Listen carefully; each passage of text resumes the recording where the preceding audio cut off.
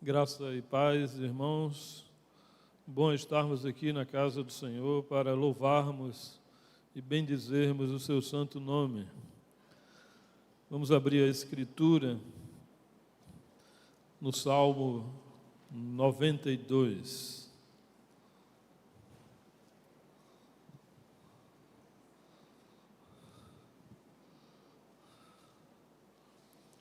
Salmo 92. Vamos ler mais uma vez este salmo. Já foi lido no início da liturgia. Vamos ler mais uma vez. Diz assim a palavra do nosso Deus: Bom é render graças ao Senhor e cantar louvores ao teu nome, ó Altíssimo. Anunciar de manhã a tua misericórdia e durante as noites a tua fidelidade, com instrumentos de 10 cordas, com saltério e com a solenidade da harpa. Pois me alegraste, Senhor, com os teus feitos, exultarei nas obras das tuas mãos. Quão grandes, Senhor, são as tuas obras, os teus pensamentos, que profundos! O inepto não compreende, e o astuto não percebe isto. Ainda que os ímpios brotam como a erva, e florescem todos os que praticam a iniquidade, nada obstante serão destruídos para sempre. Tu, porém, Senhor, és o Altíssimo eternamente. Eis que os teus inimigos, Senhor, eis que os teus inimigos perecerão. Serão dispersos todos os que praticam a iniquidade. Porém, tu exaltas o meu poder como do boi selvagem, derramas sobre mim o óleo fresco. Os meus olhos veem com alegria os inimigos que me espreitam, e os meus adversários em ouvir dos malfeitores que contra mim se levantam. O justo florescerá como a palmeira, crescerá como o cedro no Líbano. Plantados na casa do Senhor, florescerão nos átrios do nosso Deus. Na velhice darão ainda frutos, serão cheios de seiva e de verdor, para anunciar que o Senhor é reto, Ele é a minha rocha e nele não há injustiça. Vamos orar mais uma vez, irmãos. Bendito Deus e Pai, louvado seja o nome excelso do nosso Senhor e Salvador Jesus Cristo. Obrigado por estarmos nesse local de adoração, para te bendizer e louvar o teu nome. Obrigado por aqueles que estão em casa, impossibilitados de estarem aqui conosco. Os abençoa, Senhor, pelo teu poder. Nos abençoa por tua misericórdia e nos ajuda a vivermos aos teus pés, adorando, bendizendo, agradecendo ao Senhor pela sua compaixão para conosco. Pai querido, fala conosco pela instrumentalidade deste salmo. E consola o nosso coração pelo teu poder. Em nome de Jesus Cristo. Amém.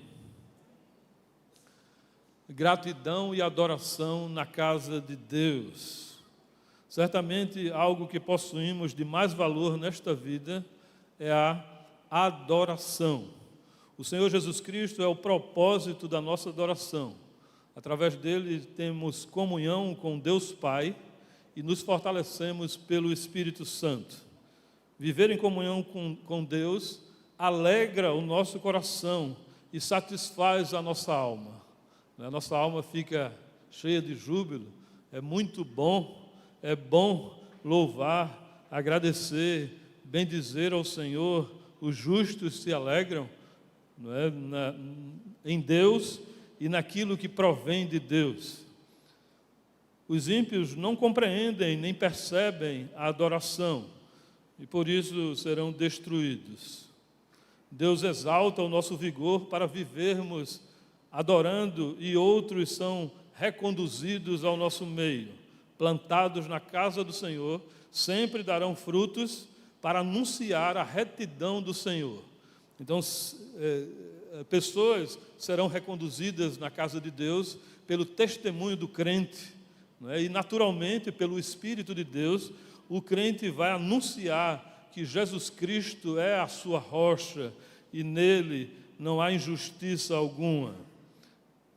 Não se sabe quem foi o autor desse salmo, é atribuído ao rei Davi, é atribuído também a Asaf, porém não se tem segurança quem foi o autor deste belíssimo salmo. Percebemos em muitas partes das Escrituras, né, os autores se excluindo ou não aparecendo, dando todo o louvor e toda a glória a Deus. Era costume ler esse salmo nos sábados e especialmente nos finais de ano, quando o ano acabava e vinha outro ano, os irmãos se reuniam para lembrar de que deveriam passar o ano todo com um coração grato a Deus e adorando ao Senhor na casa reservada para isso, que era em Jerusalém. Essa casa, é claro, se espalhou pelo mundo todo e em toda parte nós vemos, ou em boa parte do mundo, nós vemos a casa do Senhor, um local de adoração reservada para que os santos se alegrem de júbilo e adorem aquele que lhes resgatou e falem da sua justiça, da sua palavra. Então teremos como tema, como já dito, gratidão pela adoração na casa de Deus. É bom agradecer e louvar a Deus em todo o tempo. Versículos de 1 a 3 aqui. Deus concede alegria para contemplarmos suas obras e pensamentos. Versículos de 4 a 5. Os inimigos não compreendem as coisas de Deus. Versículos de 6 a 9. E por último, dos versículos 10 a 15, Deus exalta os justos, eles serão plantados na casa de Deus. Então, irmãos, tendo em vista essa divisão do Salmo, vamos meditar aqui em cada parte desta divisão. Em primeiro lugar, é bom agradecer e louvar a Deus em todo o tempo, versículos de 1 a 3. No versículo 1, já o salmista começa, né, exaltando aqui, sua alma exulta e rende graças a Deus. Ele diz: bom é render graças ao Senhor e cantar louvores ao teu nome, ó Altíssimo, aquele que está acima de todos, dos anjos, claro, dos homens.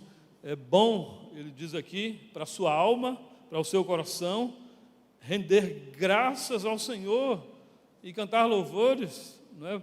Para escrever dessa forma, o salmista tem consciência do alto valor da adoração. A convicção, como ele começa o salmo, é contagiante aqui. Temos aqui gratidão e louvor. Todos nós precisamos ter essas mesmas convicções quando nos aproximamos de Deus, não é? Gratidão e louvor por tudo que Ele fez por nós, na pessoa e na obra de Jesus Cristo.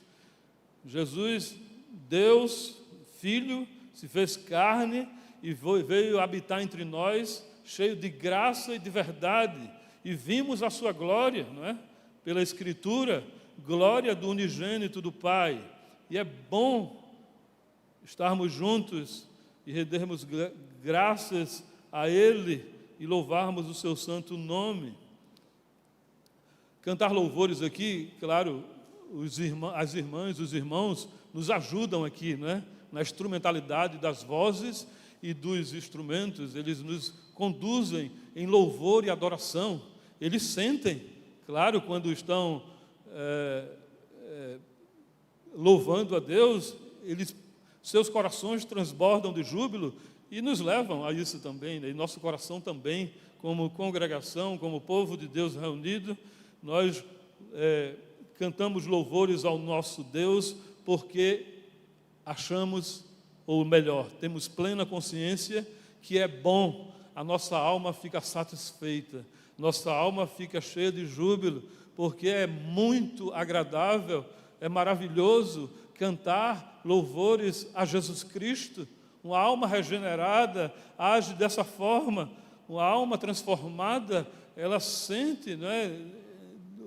O coração tem essa atitude diante de Deus e se satisfaz nisso. não é? Canta louvores. E claro, a vida em si é uma vida de adoração, não é? Nós aprendemos a adorar na igreja e vivemos diariamente com os nossos pensamentos, palavras e ações, louvando ao Senhor, agradecendo ao Senhor, não é? Sempre na nossa jornada, nossa mente se volta para as coisas de Deus e a nossa alma se satisfaz nele o tempo todo, né? Versículo 2, anunciar de manhã a tua misericórdia e durante as noites a tua fidelidade. Pode estar sugerindo o salmista aqui que o culto acontecia de manhã e à noite, né?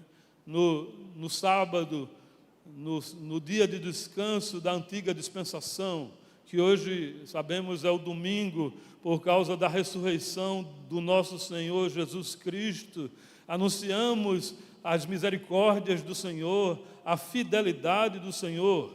O autor ele cita aqui dois atributos ou duas qualidades divinas, né? A misericórdia e a fidelidade.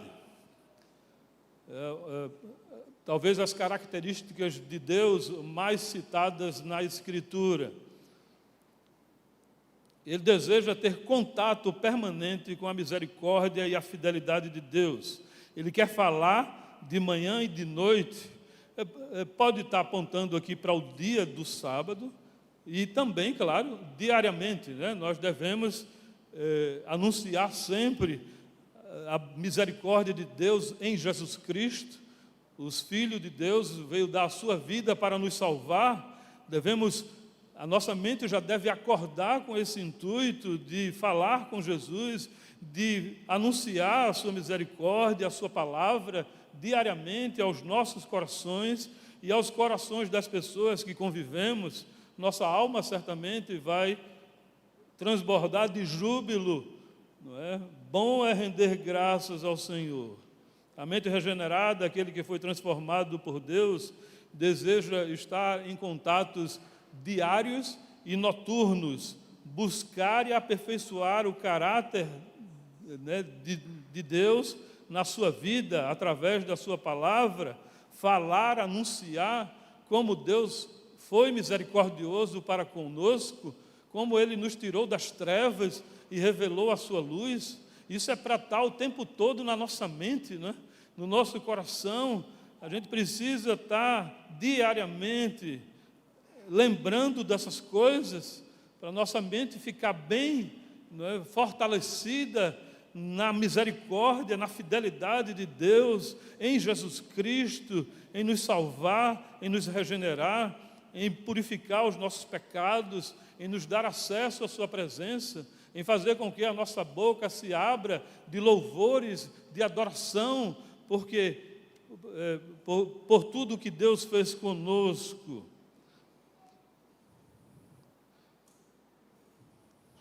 A ideia de o culto de manhã e à noite acontece na igreja, né, nos domingos, está relacionada às informações como essa aqui do versículo 2. Por isso temos o culto de manhã e à noite. E isso o ano todo, de dezembro a dezembro. O ano todo nos reunimos para adorar, porque o Senhor nos transformou para que o ano todo, sem férias, passássemos a adorar o Senhor, não é? Passássemos a nos alegrar na sua presença. O fato é que todos nós precisamos ter um relacionamento constante com Deus, diário, um relacionamento mais permanente, falar constantemente das suas qualidades, dos seus atributos, ensinado na Escritura, fidelidade, misericórdia, bondade e assim sucessivamente. A estrutura do texto mostra que o autor desejava render graças, cantar louvores e anunciar os atributos divinos da misericórdia e da fidelidade com 3 instrumentos. Hoje em dia temos muitos instrumentos, não é? Mas aqui ele diz com instrumentos de 10 cordas, com saltério e com a solenidade da harpa. Então, traz aqui esses instrumentos para mostrar que a adoração deve ser com instrumentos. Não é à toa que isso ficou registrado. Nós percebemos algumas igrejas radicais que evitam os instrumentos, né? Evitam os cantores. Não, de forma alguma. A Escritura enfatiza que deve-se ter instrumentos e pessoas habilitadas para nos levar a uma adoração de voz de canto cada vez mais genuína, não é? Que possamos alcançar mais com as habilidades dos cantores e dos instrumentistas, estarmos diante de Deus e louvarmos e adorarmos o seu santo nome. Foi assim no Antigo Testamento, será assim até a volta de Cristo, e a adoração, claro, vai continuar, né? Segundo o livro de Apocalipse, iremos cantar louvores eternos ao nosso Deus, ao nosso Pai.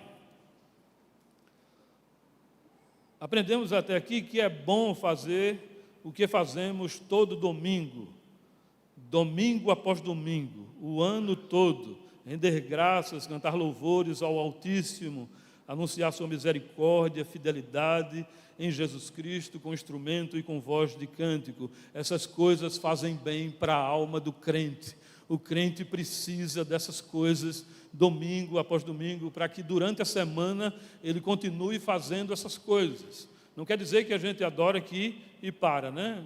Não, só aquele momento ali. Não, a adoração continua com os nossos atos, com o nosso caráter, na nossa semana, no dia a dia. Nós nos voltamos para Deus e falamos das suas maravilhas.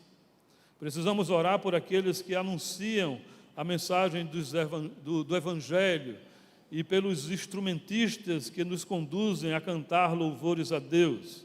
Ao mesmo tempo, devemos ter contato diário com a Escritura. Então, o salmista agradece e louva a Deus, porque Deus concede alegria para contemplar suas obras e pensamentos. Versículos 4 e 5. Perceba, irmãos, o versículo 5, né? Quão grandes, Senhor, são as tuas obras. Não, versículo 4, melhor. Pois me alegraste, Senhor, com os teus feitos, exultarei nas obras das tuas mãos. Quão grandes, Senhor, são as tuas obras, os teus pensamentos, que profundos.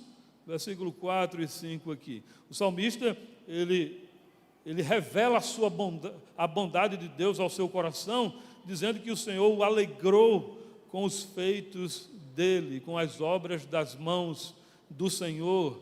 É evidente que ele está olhando tanto para o Pentateuco aqui, para o Antigo Testamento, para alguns livros proféticos. Ele olha para essas coisas e diz: que coisa maravilhosa, isso alegra o coração, satisfaz a alma.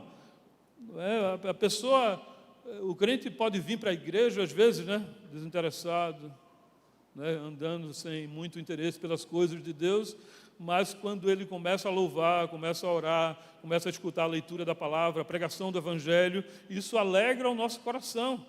Por isso que precisamos rotineiramente, sempre, constantemente, buscarmos ao Senhor e as coisas, os seus feitos, suas maravilhas, especialmente, é claro, aquilo que Ele fez em Jesus Cristo. Isso alegra o nosso coração. Essas coisas são profundas, né? São grandes. Versículo 5, as obras do Senhor, os pensamentos do Senhor são profundos. Sabemos, irmãos, que o Senhor foi o agente, aquele que atuou na vida do salmista, né? Como ele mostra aqui, seu coração exulta nas coisas de Deus, ou seja, ele só pode sentir prazer em adorar a Deus. Não é bom render graças ao Senhor, porque o Senhor alegrou a sua alma, alegrou o seu coração. Então ele entende que Deus é soberano, Deus agiu no coração dele. Foi pela ação divina que o seu coração transbordou de alegria. Não foi porque ele criou isso no coração. É claro que às vezes, né, humanamente falando, nós criamos alegria, né?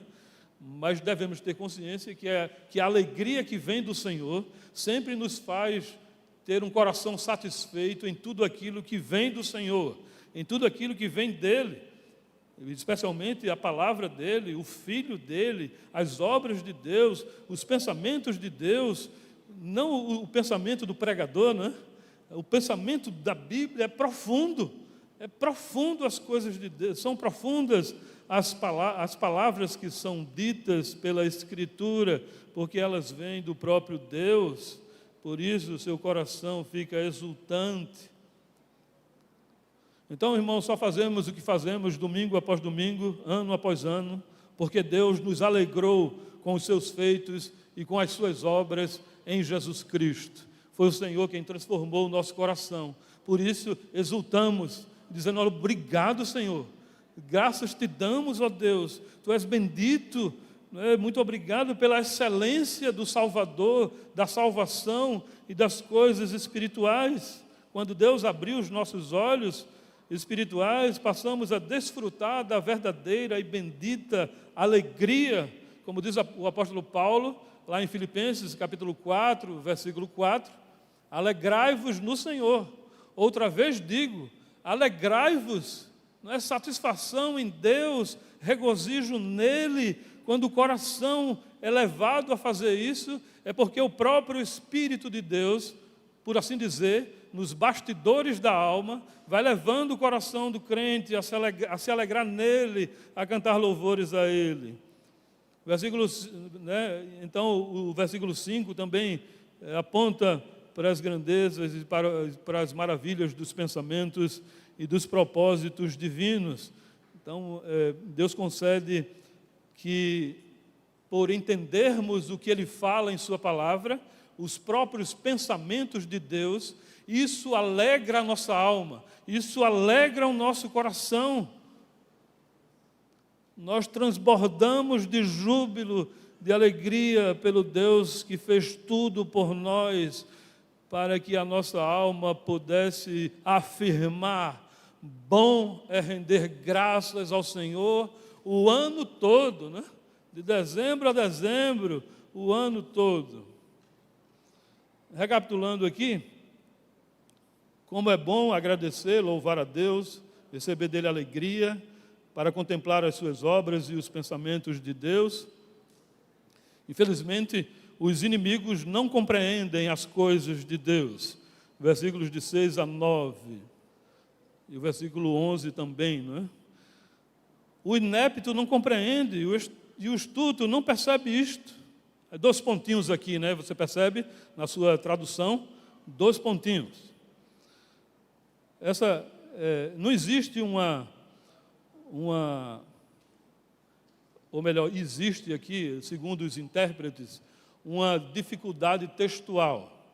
Isso porque na língua hebraica não existia pontuação na época, né? Não existia pontos e vírgulas, e existe uma dificuldade em entender. Se o autor ele está dizendo que o inepto, não é? O ímpio, ele não compreende isto, com respeito ao que ele falou anteriormente, do versículo 1 ao 5, ou o que ele vai falar do versículo 7 ao 9.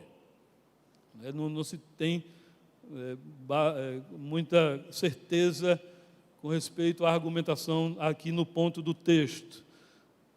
Então, o fato é que nós percebemos que, independente, né, os ímpios não compreendem o que é render graças ao Senhor, anunciar a sua misericórdia com instrumentos, com alegria, versículo 4, eles não compreendem. Ao mesmo tempo, eles não compreendem o juízo divino sobre suas próprias vidas. Eles não compreendem. Então, independente se o salmista está falando antes ou depois, de qualquer forma, o ímpio não compreende nem a adoração, nem o juízo, nem a condenação. Então, a palavra inepto no hebraico significa alguém ignorante, embrutecido. Tudo indica que o sentido seja espiritual, uma pessoa que não tem capacidade espiritual, que não consegue compreender quando a palavra de Deus, lendo a palavra de Deus, ou quando a palavra de Deus é pregada, é anunciada. E o astuto, alguém simplório, arrogante, ele não consegue perceber. Ele não consegue perceber a adoração, nem o juízo que é falado aqui no Salmo. Versículo 7, né? Ainda que os ímpios brotam como a erva e florescem todos os que praticam a iniquidade, nada obstante serão destruídos para sempre. O autor quer destacar que a quantidade de ímpio sempre foi grande, né? Exorbitante, se comparada com as dos justos. Eles brotam e florescem de forma muito significativa, os que praticam a iniquidade, mas a destruição, a condenação deles acontecerá. Eles serão destruídos para sempre, eternamente. Sabemos que será na segunda vinda do Senhor Jesus Cristo por causa do Evangelho, mas eles serão destruídos. A ameaça aqui é para que não é para de repente atacar os ímpios, não, é para alertá-los que eles precisam ter o coração do salmista ou o coração da própria Escritura, quando diz que é bom render graças ao Senhor. Eles precisavam perceber em seu próprio coração que eles serão destruídos. É uma ameaça aqui para que as pessoas que se veem como ímpios, elas se voltem para adorar o Senhor diariamente. E no dia do Senhor, no dia de Deus, no dia reservado para o culto. Então, caso rejeitem essas coisas, o versículo 7 já diz, né? Serão destruídos. Aí ele se volta para o Senhor no versículo 8. Tu, porém, Senhor, és o Altíssimo eternamente. Como de repente assim, né? Ele falou da destruição dos ímpios e bendiz ao Senhor no versículo 8. Né? O Senhor é o Altíssimo. O versículo 1, né? Ele tinha falado que Deus é o Altíssimo. Tu és o Altíssimo, Senhor, eternamente. Ou seja, o seu coração está tão sedento de Deus que ele diz: Senhor, embora vai acontecer isso com os ineptos, com os ímpios, com aqueles que se distanciam do culto, da adoração, né, de estarem com Deus, eu, porém, Senhor, louvado seja o teu nome, eu sou diferente. O teu nome, Senhor, é o Altíssimo, tu és Altíssimo, não somente aqui no espaço e no tempo do salmista, mas eternamente.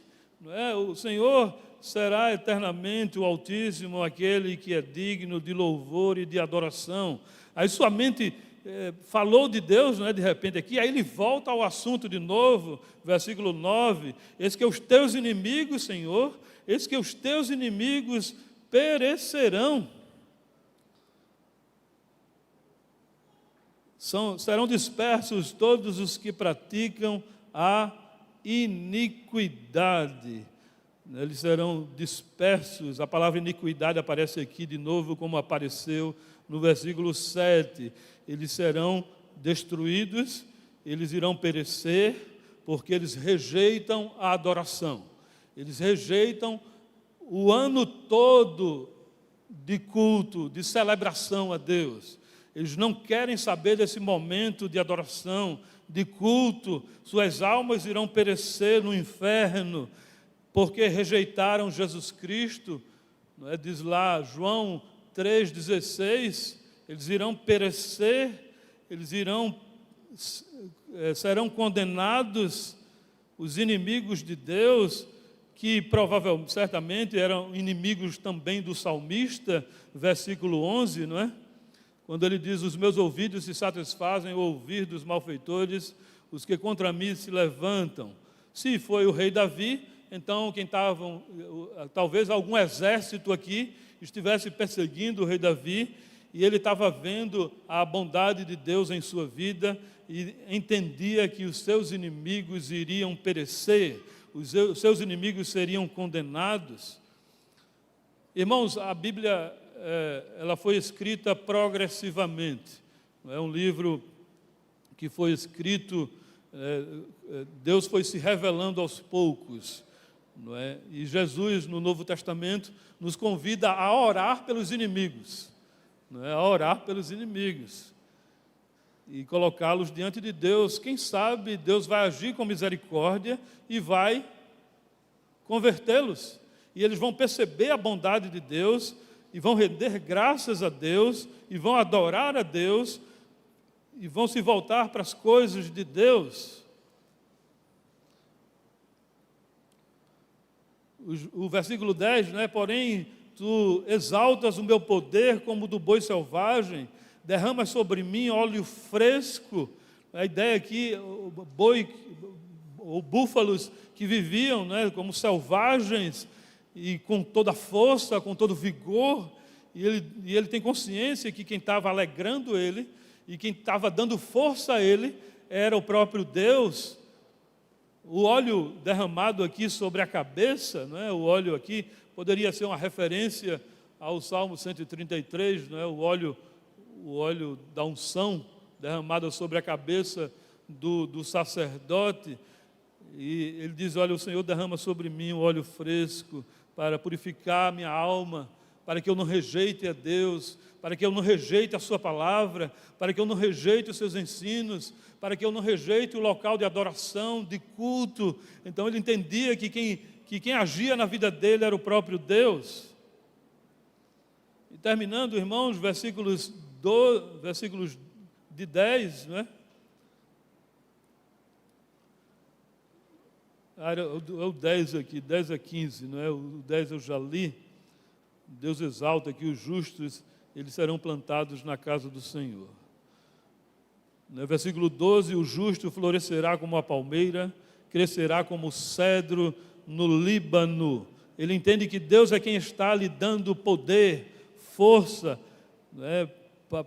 Como as árvores ou os cedros do Líbano, o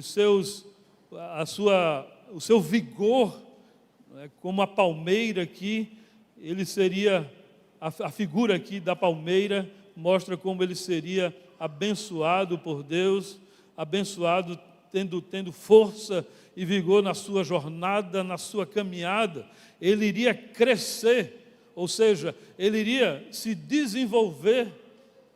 A palavra crescimento aqui, como a poesia, não é? Ele está usando de poesia para mostrar que como o cedro do Líbano cresce, ele também estava desenvolvendo sua habilidade para servir a Deus.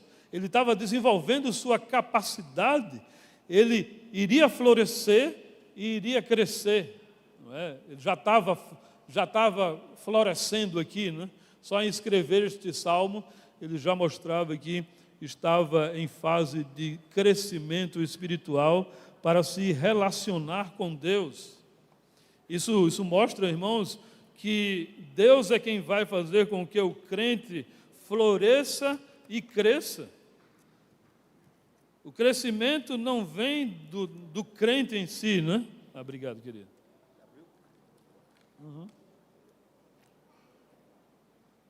O florescimento, o crescimento não vem do crente, vem do Senhor. É o Senhor quem faz com que a gente amadureça a nossa visão espiritual da Escritura e passamos a adorar, a cultuar, nos alegrar nas coisas de Deus. O nosso coração fica cheio de júbilo, cheio de satisfação por causa da ação de Deus nos nossos corações, na nossa jornada, na nossa vida.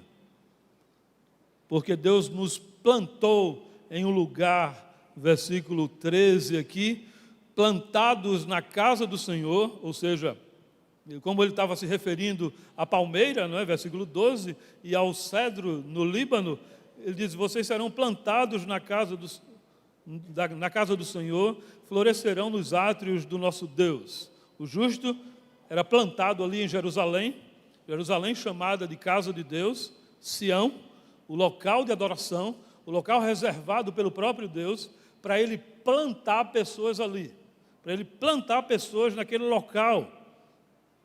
E essas pessoas iriam florescer. Ele repete na expressão do versículo 12, florescerá, florescer, uma árvore frondosa, cheia de vida, cheia de vitalidade, serão plantados no local onde receberão alimentos espirituais, onde renderão graças ao Senhor, irão gostar disso, é bom, irão anunciar sempre naquele local, e claro, durante as suas vidas, as obras do Senhor, porque o Senhor alegrou os seus corações. Irmãos, foi Deus quem nos plantou na casa dele. Nós fomos enxertados na boa oliveira, no Senhor Jesus Cristo. Deus nos plantou para nós florescermos. Alguns podem florescer pouco, outros podem florescer mais, mas todos são chamados para florescer, para darem frutos, para a honra daquele que os fixou em um local de adoração, em um local de culto. Se Deus nos fixou para adorarmos o seu santo nome, nós iremos florescer. É impossível acontecer o contrário disso. É impossível, porque o texto aponta para o fato de que aquele que planta é o mesmo que faz com que a árvore cresça. Ele nos faz crescer espiritualmente nos átrios ou na casa, no local de adoração a Ele, ao nome dEle, para a glória dEle. O nosso coração vai ser inflamado a fazer isso domingo após domingo.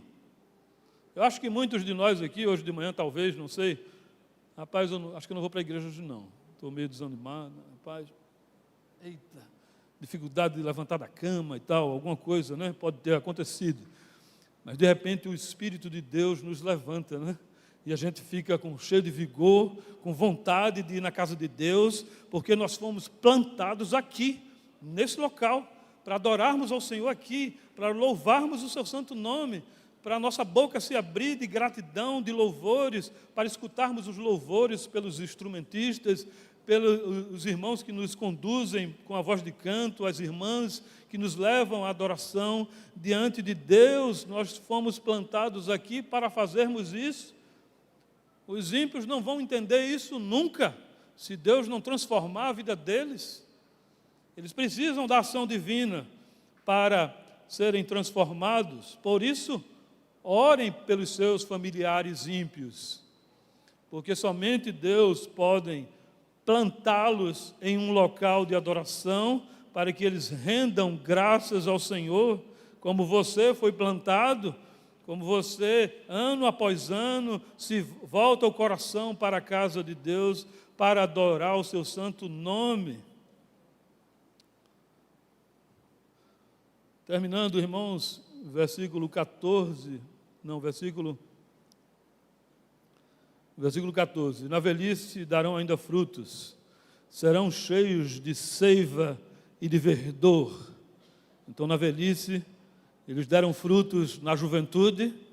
Aí ele diz, na velhice darão ainda frutos, serão cheios de seiva, seiva tirada da palmeira, e o verdor do cedro do Líbano, serão cheios de vigor espiritual e físico, e adorarão ao Senhor, ainda na velhice. Então, irmãos, o texto aponta para o fato de que ano após ano, adorando, servindo, buscando, agradecendo, com alegria, com satisfação no coração, vendo os pensamentos profundos do Senhor, as obras de Deus, isso faz com que o nosso caráter espiritual seja moldado para servirmos ao Senhor com dedicação, como árvores frondosas. Nós iremos honrar o nosso Senhor, honrar o nosso Deus durante a nossa jornada, durante a nossa vida. Nosso coração vai se dedicar ano após ano nisso, porque não há outro sentido para a vida a não ser adorar o Senhor e ter uma vida de adorador constantemente durante a semana, com as palavras, pensamentos, ações. Isso se chama santificação. Então, para que, o versículo explica, né? Para que os justos na velhice dando fruto? Para quê? Em que sentido? Para anunciar que o Senhor é reto, ou seja, para falar da retidão do Senhor Jesus Cristo, para falar que existe alguém reto, embora não sejamos totalmente retos, e perfeitos, né? Somos imperfeitos, somos pecadores, mas existe um ser que tem toda a retidão, e iremos anunciar a misericórdia, a fidelidade do Senhor, a retidão do Senhor, a justiça de Jesus Cristo. Iremos usar a nossa boca diariamente para proclamar aquele que nos salvou. Anunciar aqui é pregar, falar, pensar diariamente no Deus que nos salvou, no Deus que nos amou. Nós iremos falar de assuntos diversos da vida cotidiana, do trabalho, das coisas comuns, das coisas do final de ano, das coisas da ceia. Nós iremos falar sobre essas coisas, e essas coisas são boas, mas especialmente Deus nos fez, nos plantou em sua casa para anunciar, para falar que Ele é reto, que tudo aquilo que Ele fez para nós no Calvário, na cruz, mostra a sua retidão. Ele mandou o seu Filho para ser sacrificado, para que, por meio de Jesus, nós alcançássemos a salvação e pudéssemos transbordar de júbilo, dizendo: bom é render graças ao Senhor. Além de anunciar que Ele é reto, o salmista termina dizendo, ele se volta de forma pessoal, né? Ele é a minha rocha e nele não há injustiça. Então ele entende que Deus, a rocha, claro, lugar que não sofre abalo, né? Uma rocha, sempre se referindo ou apontando para Jesus Cristo. Ele é a nossa rocha e em Jesus Cristo não existe nenhuma injustiça. Ele foi justo, continua justo e viveremos para sempre debaixo da sua justiça e iremos para a casa do Senhor para escutarmos sobre a sua justiça.